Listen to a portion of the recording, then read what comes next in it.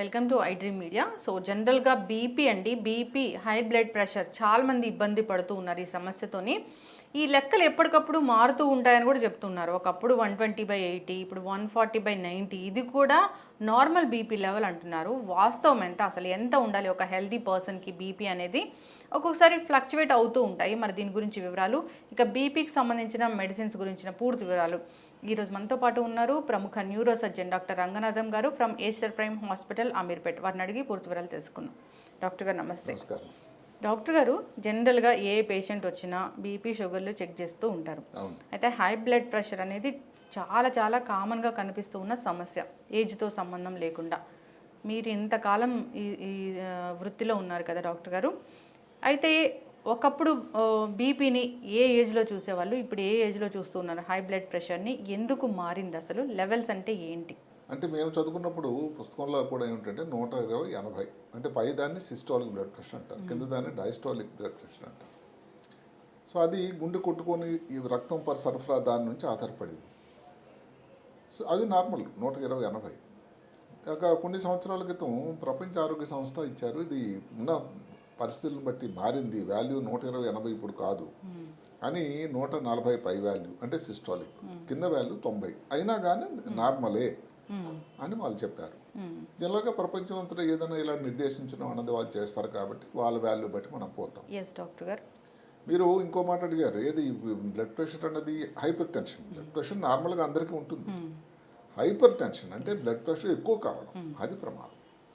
అది ఒకప్పుడు ఏమిటంటే అందరికీ ఏమిటంటే 50-60 సంవత్సరాలు వస్తుంది అని ఒక నానుడి. ఇప్పుడు పరిస్థితులు చాలా మారిపోయినాయి కదా. యుక్త వయసులో 25-30లో బ్లడ్ ప్రెషర్ చాలా వస్తున్నాయి. దానికి కారణాలు కొన్ని ఉన్నాయి. సో ఇప్పుడు మారుతున్న దృష్టి ఏమిటంటే దాని తాలూకు నేర్చుకోవాల్సిన అవసరం చాలా ఉంది.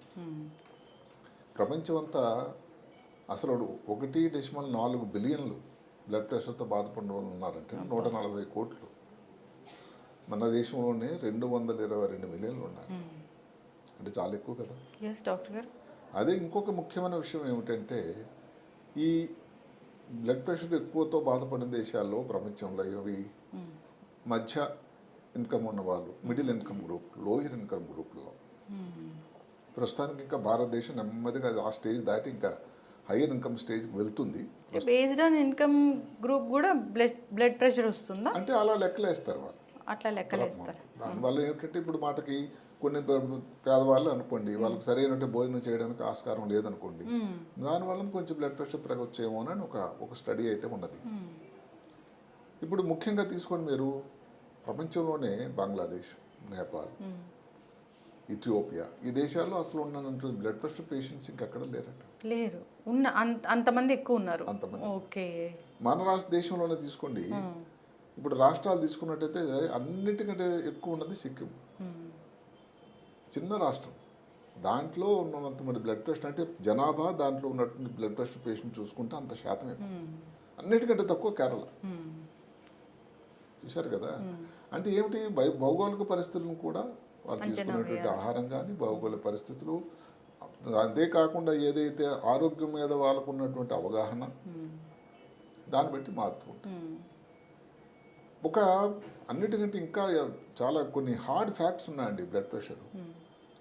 దానికి ముందు ఏంటంటే అసలు ఈ బ్లడ్ ప్రెషర్ అని ఏమిటి మీరు అని తెలుసుకుంటే, బ్లడ్ ప్రెషర్ అనేది శరీరంలో నార్మల్గా ఒక వాల్యూ, విలువ. అంటే ఏమిటి, గుండె నుంచి రక్తం ఏదైతే రక్తనాళాల లోపలికి ఆ ఫోర్స్, ఆ బలం ఏదైతే ఉంటుందో దాన్ని బ్లడ్ ప్రెషర్ అంటారు. మరి అది గుండె కదా మెయిన్ కేంద్రం, అన్నిటికీ రక్తం సప్లై. బ్రెయిన్కి కానీ శరీరంలో ఏ అవయవానికి కానీ రక్తం సప్లై లేకుండా పనిచేయలేదు. అలాంటిది ఏ కారణం వల్ల కానీ గుండె ఏదైతే రక్తనాళాల లోపలికి కానీ ఈ బ్లడ్ రక్తాన్ని పంపించే పద్ధతి కానీ ఎక్కువ ఉధృతంగాను ఫోర్స్గా వెళ్ళింది అనుకోండి, దానినే హైపర్ టెన్షన్ అంటారు. మీరు అడగొచ్చు దానివల్ల ఏమవుతుంది అని. అది చాలా ఇబ్బందులు. ఒకసారికి అట్లా జరుగుతుంటే తెలియదు. కంటిన్యూస్గా బీపీ కానీ పెరిగలగా రక్తం కానీ లోపలికి పంపెళ్తూ ఉంటుంది. ఎక్కడికి వెళ్తుందండి? రక్తనాళాల లోపలికి వెళ్ళి రక్తనాళాల తాలూకా వాల్స్ ఉంటాం ఏదైతే ఉన్నాయో దాని లోపల నెమ్మదిగా డ్యామేజ్ అవుతూ ఉంటుంది ప్రెషర్ వల్ల. రక్తనాళాలు పోను సంవత్సరాల కొలది ఇదే బ్లడ్ ప్రెషర్తో బాధపడితే రక్తనాళాలు సన్నంగా అయిపోతాయి, గట్టిపడిపోతాయి. రక్తనాళాలు సన్నంగా అయిపోయి గట్టిపోయితే వెళ్తుందో దాని నుంచి రక్త ప్రసరణ ఏదైతే ఉందో స్లో అయిపోతుంది, ఒకసారి బ్లాక్ అయిపోతుంది, దానివల్ల స్ట్రోక్ వస్తుంది. ఇంకా ఆ వివరాలకు వెళ్ళే ముందు కొన్ని హార్డ్ ఫ్యాక్ట్స్ ఉన్నాయండి. వీరు అసలు చాలా విచిత్రంగా ఉంటుంది. ఇంతమంది రక్తపోటు లేకపోతే బ్లడ్ ప్రెషర్, హై బ్లడ్ ప్రెషర్తో బాధపడుతూ ఉంటే సగం మందికి అసలు బ్లడ్ ప్రెషర్ ఉందని వాళ్ళకి తెలియదట, చెక్ చేయించుకోరు. 50%. సరే కొన్ని దగ్గర 46% అన్నారు. ఉంటాయంటే పట్టించుకోరు, నాకు కాదులే బీపీ అని. అందుకని కొంతవరకు లక్షణాలు కూడా తక్కువేనట. అందుకే దీనికి ఒక ముద్దు పేరు ఉందండి, సైలెంట్ కిల్లర్ అని. నిశ్శబ్ద హంతకుడు. నిశ్శబ్దం అంతా చాప కింద నీరులా జరిగిపోతూ ఉంటుంది, డ్యామేజ్ అంతా. ఆ డ్యామేజ్ ఎక్కడ? గుండె మీద, బ్రెయిన్ మీద, మూత్రపిండాల మీద, మెయిన్గా ఈ 3 ఆర్గాన్స్ మీద ఉంటుంది. సరే 50 మందికి ముందుకు డయాగ్నోస్ కాలేదు, 50 మందికి డయాగ్నోస్ అయ్యింది అనుకోండి. అందులో ఇంకొక 50 మందికి సరైన వైద్యం అవుతుందట. అంటే ఎంత జరగాల్సి ఉంది, ఎంత అవగాహన రాలని ప్రభుత్వంలో కానీ ప్రజల్లో కానీ. అవును డాక్టర్ గారు. సరే 50 మందికి డయాగ్నోస్ అయింది, వైద్యం చేసుకుంటే బాగా కంట్రోల్ అంటే 14%. ఓన్లీ కంట్రోల్, బాగా కంట్రోల్. బీపీ డాక్టర్ గారి ప్రకారం అన్ని వాల్యూస్ రెండు కూడా సిస్టాలిక్ డయాస్టాలిక్ రెండు కంట్రోల్ ఉందని చెప్పడానికి 14%. అందువల్ల అన్నిటికంటే ప్రమాదం ఏంది, ప్రిమిచ్యూర్ డెత్స్ అంటే ఏమిటి? నార్మల్గా ఆయు ప్రమాణం భారతదేశంలో 70 సంవత్సరాలు. దానికంటే తొందరగా జరిగిపోవడం, చనిపోవడం. ఒకటి కామనెస్ట్ కాజ్ అన్నది ఎక్కువ బీపీ ఉండడం, హైపర్ టెన్షన్. ఇది ప్రపంచమంతా, ప్రపంచ ఆరోగ్య సంస్థ నుంచి గణాంకాలేదు. అదే కాకుండా ఇప్పుడు ఈ ఉండడం వల్ల ఏదైతే కిడ్నీ వాటి వల్ల ప్రాబ్లం రావడం వల్ల కూడా ఇంకా ఫర్దర్గా ప్రపంచం అంతటా కూడా ప్రతి సంవత్సరం దగ్గర 10 మిలియన్లు మరణాలు జరుగుతున్నాయి బీపీ వల్ల, బీపీ కాంప్లికేషన్స్ వల్ల. మూత్రపిండాలు డ్యామేజ్ అయ్యో, హార్ట్ బీట్ లేకపోతే ఏదన్నా కానీ, బ్రెయిన్లో హెమరేజ్ కానీ. మన దేశంలో అయితే 2 మిలియన్లు. అన్నిటికంటే ముఖ్యమైన విషయం ఏంటంటే ఏ భారతదేశానికన్నాగా ఆయువు పట్టు యువత. మీరు నమ్ముతారా? మన దేశంలో యువత ఏదైతే ఉందో, మనం ప్రధాని గారు ఎన్నోసార్లు ఎన్నో సమయాల్లో చెప్తూ ఉన్నాం, దగ్గరలో మనం 4వ స్థానాన్ని ఆక్రమించాలి, ఆ తర్వాత దగ్గరలో వస్తుందట జపాన్ అధిగమిస్తామని, తర్వాత 3వ స్థానంకి వెళ్ళాలి ఆర్థికంగానని ఏదో ఆయన ఒక టార్గెట్ పెట్టాడు. ఆ టార్గెట్ ఏదైతే దానికి రీచ్ అవ్వాలంటే ఈ దేశం తాలూకు యువత తాలూకు ఆరోగ్యం చాలా ముఖ్యం. మరి యువతలో ఏదైతే మనం మధ్య వయసులో వచ్చినటువంటి బీపీ 11.2% అంట. అది ఇందాక మనం అనుకున్నాం. కారణం ఏమిటి? ఇప్పుడు ఎవరైతే మగవాళ్ళలోన అర్బన్ పట్టణ ప్రాంతాల్లో ఉండేవాళ్ళు, ఈ పొట్ట చుట్టూ ఉండేటువంటి వైశాల్యం ఏదైతే ఉందో, ఒబేసిటీ, ట్రంకల్ ఒబేసిటీ అంటారు, అబ్డామినల్ ఒబేసిటీ, హైపర్ కొలెస్ట్రీమియా, కొలెస్ట్రాల్ పెరగడం, ఇవి తర్వాత కాలుష్యం అండి, వాయు కాలుష్యం, నీటి కాలుష్యం. యాక్టివిటీ తగ్గిపోయింది. ఎందుకంటే జాబ్స్ ఎక్కువ డెస్క్ జాబ్లు అయిపోయినాయి. ఏ వృత్తి వాళ్ళైనా, ఆఫీసులో పనిచేసే వాళ్ళు కానీ, సాఫ్ట్వేర్ నిపుణులు కానీ, ఇంకెక్కడా కానీ డెస్క్ జాబ్లు ఎక్కువ అయిపోయినాయి. అందువల్ల శరీరానికి వ్యాయామం అన్నది, కసరత్తు అన్నది ఏది జిమ్కి వెళ్ళకపోయినా కానీ నడక అన్నది తక్కువైపోయింది. ఎందుకంటే ఏవో ఒక దగ్గర ఇంకెక్కడో ఒక స్టాటిస్టిక్ ప్రకారం 50% భారతీయులు వాళ్ళని లేజీ కింద లెక్క పెడతారు. అంటే వాళ్ళు సోమరిపోతులని పని చేయరని కాదు, నడవరు, వాళ్ళ శరీరానికి అంత అలసట లేదు, మినిమం కూడా ఎక్సర్సైజ్ లేదు అని. అదే కాకుండా ఇప్పుడు మళ్ళీ ఇంకా వాటర్లో కాలుష్యం, తర్వాత ఫుడ్ పెస్టిసైడ్స్, ఈ అన్నిటి కారణం వల్ల యువతలో ఈ బీపీ తాలూకు శాతం చాలా పెరిగింది. ఇది చాలా ప్రమాదకరం.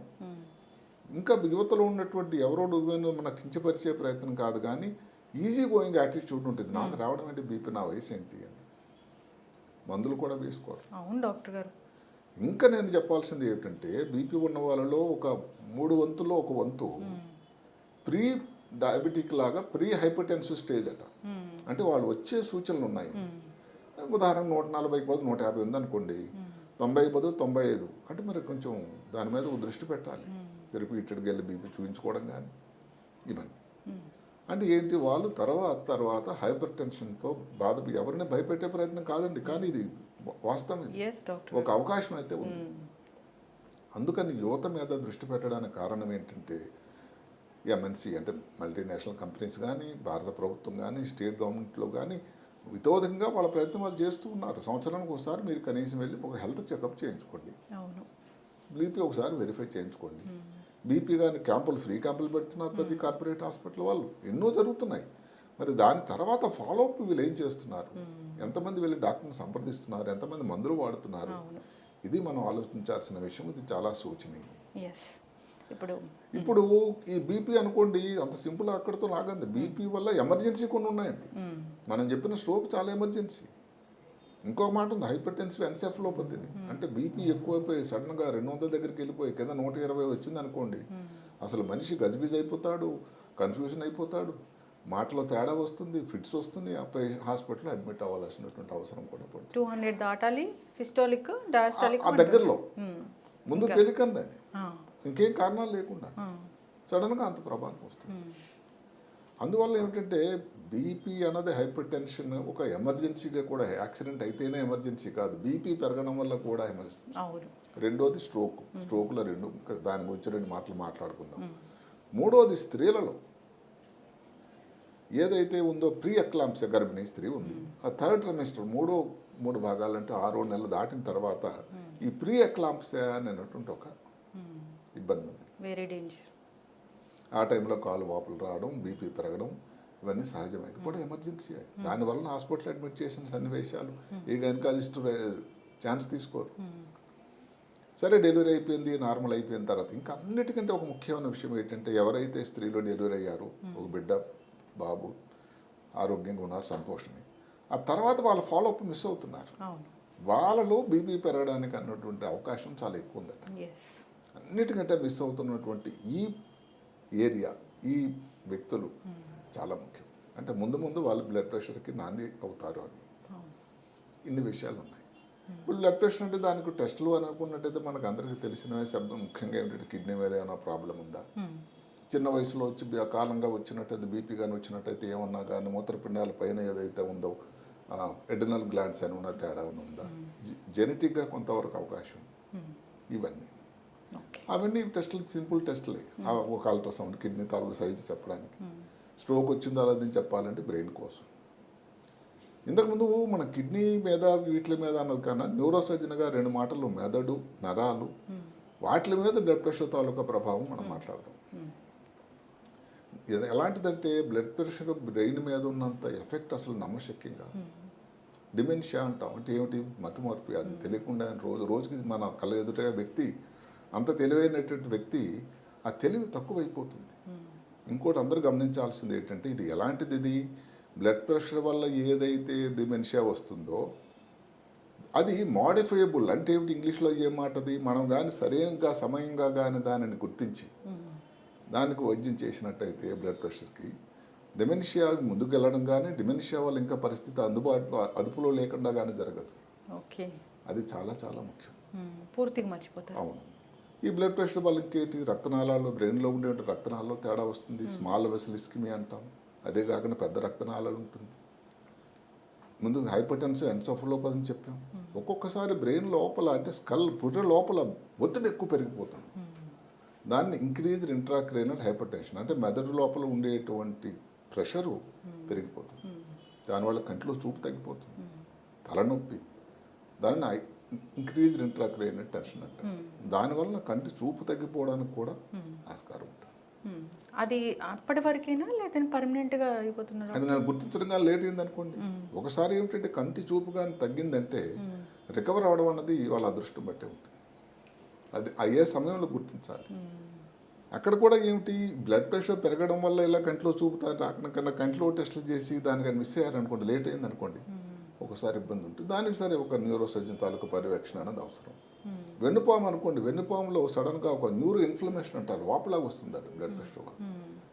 ఇప్పుడు ఎవరికో సర్వైకల్ స్పాండ్లో 60 సంవత్సరాలు 60 సంవత్సరాల పై విన్న వాళ్ళు చాలామంది ఉన్నారు.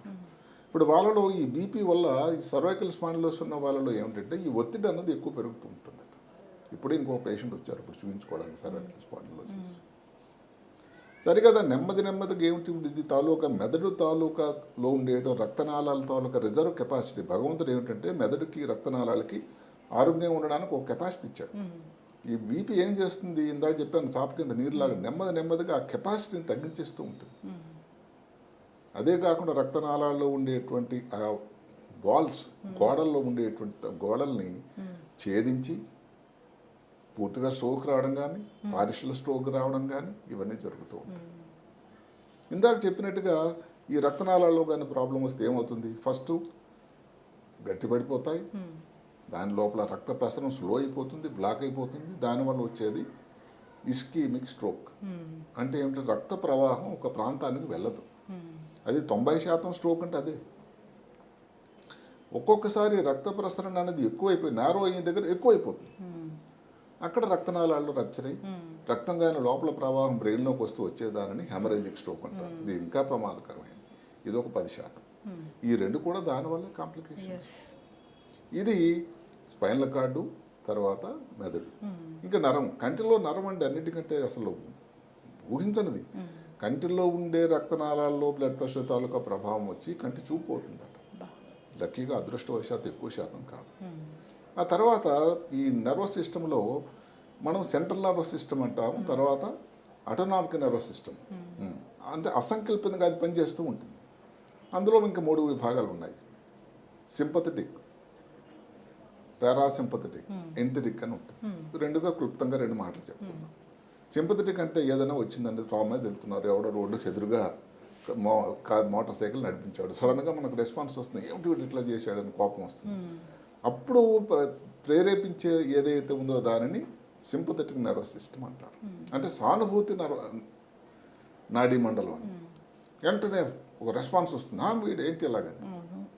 దాన్ని ఆంగ్లంలో ఫైట్ ఆర్ ఫ్లైట్, కొట్టడమా వెళ్ళిపోవడమా. దానికి ఒక హార్మోన్ ఉంటుందా? హార్మోన్ ఉన్నాయి. దానికి అడ్రినలిన్, నారడ్రినలిన్, కార్టిజాల్ అని ఉంటాయి. సో అది సింపథెటిక్ నర్వస్ సిస్టమ్. ఆ ఎఫెక్ట్ వచ్చిందంటే వెంటనే పోదండి, 20 నుంచి 60 నిమిషాలు ఉండొచ్చట. ఆ తర్వాత నెమ్మది జరుగుతుంది. ఇప్పుడు ఇలాగ రిపీటెడ్గా కానీ ఇలాగ కోపం తాపాలకు లోనయ్యాడు అనుకున్న వ్యక్తి ఏం జరుగుతుంది అంటే ఆ బ్లడ్ ప్రెషర్ తాలూకా ప్రవాహం రక్తనాళాల మీద కొడుతుంది. వాళ్ళకి స్ట్రోక్ ఇలాంటిటువంటి ప్రమాదకరమైన వ్యాధి రావడానికి ఆస్కారం. అది కంటిన్యూ అవుతుంది. ఇప్పుడు పారాసింపథెటిక్ వస్తే కొంచెం ఇంట్రెస్టింగ్గా ఉంటుంది. రెస్ట్, డైజెస్ట్ అంటది. అబ్బాయి వద్దు, కోపం తగ్గాలి. ఇప్పుడు ఇంటి దగ్గర వాళ్ళు పెద్దలు ఉన్నారనుకోండి, కోపం వస్తుంటే పిల్లలకి చెప్తూ ఉంటారు, నువ్వు కొంచెం కోపాలు తగ్గాలి నాయనా అని. ఎలాగో 2 మిత్రులు ఉన్నారనుకోండి, ఒకటి కొట్లాడుతుంటూ ఒకటి బయట లాగేస్తూ ఉంటాడు, రెండు అంత రియాక్ట్ కాక అనవసరంగా అని. అలాగే రెస్ట్, డైజెస్ట్ అని ఈ సిస్టమ్ కంట్రోలింగ్ అనమాట. ఒకటి చాలా ఉత్ప్రేరణ అయ్యేటువంటి సిస్టమ్ అయితే దీనివల్ల వచ్చే హార్మోన్ ఏమిటి, అసిటైల్ కొలిన్. అందువల్ల నెమ్మది చేయడానికి హార్మోన్ పనికొస్తుంది. ఈ మధ్యకాలంలో ఒక మాట పైకి వచ్చింది, ఎంటరిక్ నర్వస్ సిస్టమ్ అని. అంటే పొట్ట లోపల ఉండే పేగులు, గాల్ బ్లాడరు, ప్యాంక్రియాస్లో ఉండేటువంటి నర్వస్ సిస్టమ్ అని.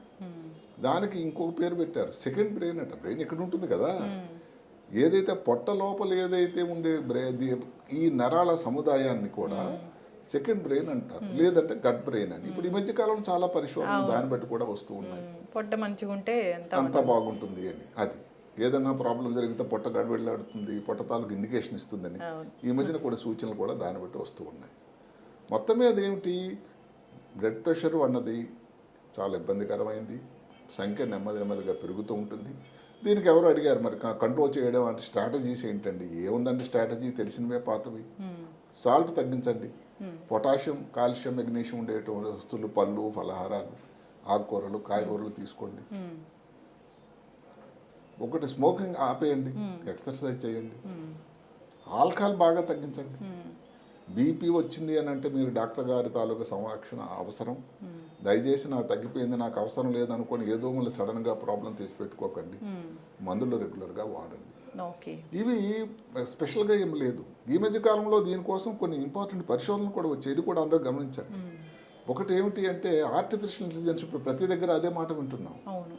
ఆర్టిఫిషియల్ ఇంటెలిజెన్స్తో రిపీటెడ్గా కెమెరా నుంచి ఫోటోలు తీసామనుకోండి ఒక వ్యక్తికి, ఎక్కడ ముఖము, చేతులు, ఈ 2 కెమెరాలు చూస్తే దాన్ని బట్టి ఎవరికి బ్లడ్ ప్రెషర్ రావడానికి ఆస్కారం ఉందో తెలిసిపోతుందట. అంత టెక్నాలజీ వచ్చింది. అదే కాకుండా ఇంతకుముందు ఇప్పుడు బ్లడ్ ప్రెషర్ సడన్గా మనం హైపర్టెన్సివ్ ఎన్సెఫలోపతి అని అన్నాం. అలాగే కానీ ఎవరికైనా వచ్చిందని ఇప్పుడు ఏంటి అందరికి ఇస్తున్నాం, ఈ ఇంజక్షన్ రూపంలో ఇవ్వాలి, తగ్గించాలండి. ఈ మధ్య కాలంలో ఇప్పుడు భారతదేశంలో కూడా ట్యాబ్లెట్ అవైలబుల్ ఉంది. నోటి నుంచి ఇచ్చే ఒక ట్యాబ్లెట్ వచ్చింది, దాని పేరు ట్రివియో, 12.5 మిల్లీగ్రాములు. అసలు ఒక అంటే ఎంత కన్వీనియంట్ పేషెంట్కి. అంటే ఎట్లా డాక్టర్ గారు? అది ఆ నోటి నుంచి ఇచ్చుకున్నాడు ఒక ట్యాబ్లెట్ ఇస్తే బ్లడ్ ప్రెషర్ బాగా సిగ్నిఫికెంట్గా కంట్రోల్ అయిపోతుంది. ఇంజక్షన్లు ఇవ్వాల్సిన అవసరం లేదు. హాస్పిటల్ కూడా ఒకసారి అడ్మిట్ చేస్తారు, కానీ ఏదైతే ఉందో ఖర్చు ప్రమాదం. ఇప్పుడు బ్లడ్ ప్రెషర్ తగ్గించడానికి ఇచ్చేటువంటి ఇంజక్షన్లతో ప్రమాదం ఏంటంటే రిబౌండ్ అని ఉంటుంది, అంటే అప్పుడు తగ్గుతుంది మళ్ళీ పెరుగుతుంది. అవును, ఇలాంటి ప్రమాదాలు ఉన్నాయి. అలాంటి లేకుండా నిరోధించే పద్ధతి ఈ మధ్యనే ఏదైతే అమెరికా ప్రభుత్వంలో FDA అని ఉంటుంది, ఫుడ్ అండ్ అగ్రికల్చర్ ఆర్గనైజేషన్, వాళ్ళు దానికి పర్మిషన్ ఇచ్చారంటే భారతదేశంలో కూడా అది అవైలబుల్ ఉంది.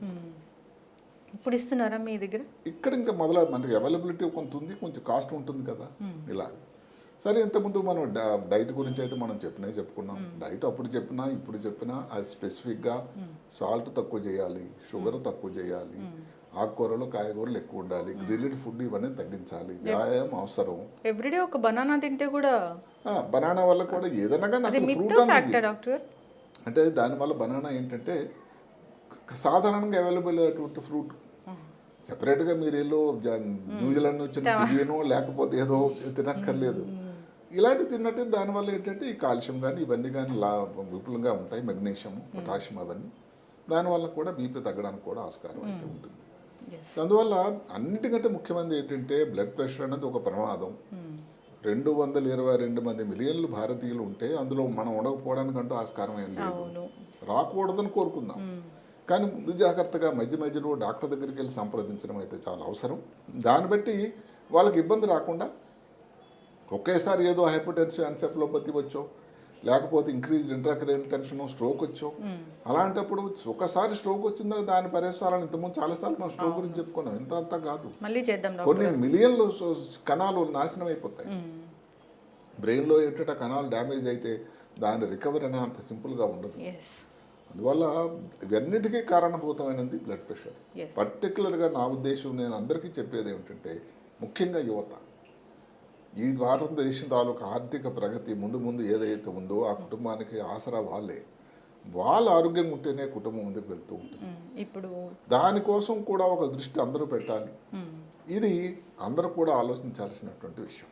అయితే డాక్టర్ గారు, ఇప్పుడు ఏ ఏజ్లో ఒకసారి హెల్త్ చెకప్ వెళ్తే మంచిది, ఈ బీపీలు కానీ షుగర్లు కానీ? అంటే ఒకప్పుడు ఏంటంటే 40 సంవత్సరాలు అని చెప్పేవాళ్ళు. ఇప్పుడు అసలు ప్రతి ఎంప్లాయీకి చేస్తున్నారు కదండి హెల్త్ చెకప్ అనేది. ప్రతి వాళ్ళకి మ్యాండేట్. 20 ఇయర్స్ రాగానే చేయించుకుంటే ఎందుకు వస్తుందో తెలియదు. ముఖ్యంగా ఏందో మనం చెప్పుకున్నాం, పట్టణ ప్రాంతాల్లో ఉన్నారు, మామూలుగా శరీరం లావుగా ఉంది, పొట్ట దగ్గర పెద్ద. మగవాళ్ళు ఎందుకు ఇది బీపీ చాలా ఎక్కువ స్త్రీల కన్నా? Because of their habits. అది స్మోకింగ్ చేస్తారనుకోండి, ఎక్సర్సైజ్ లేదనుకోండి, అంటే బీపీ రావడానికి చాలా ఎక్కువ అవకాశం ఉందండి, అందులో డౌట్ ఏం లేదు. నాకెందుకు వస్తుంది అని ఛాతి వేర్చడానికి లేదు, ఎవరికైనా రావచ్చు. కాబట్టి అవన్నీ చూపించుకోవడం అయితే చాలా అవసరం.